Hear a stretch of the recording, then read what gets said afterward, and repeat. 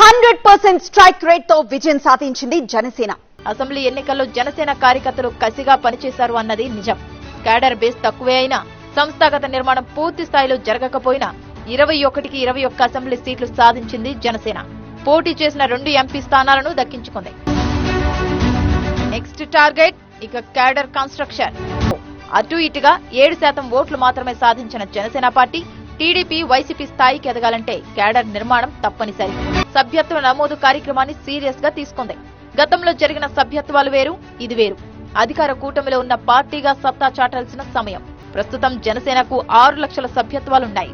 ఈ నెల 28న సభ్యత్వ నమోదు కార్యక్రమం ముగిసే నాటికి ఈ సంఖ్య 10 లక్షలు దాటాలని టార్గెట్ పెట్టుకుంది జనసేన. సభ్యత్వంతో పాటు 5 లక్షల రూపాయల బీమా కూడా ఇస్తోంది.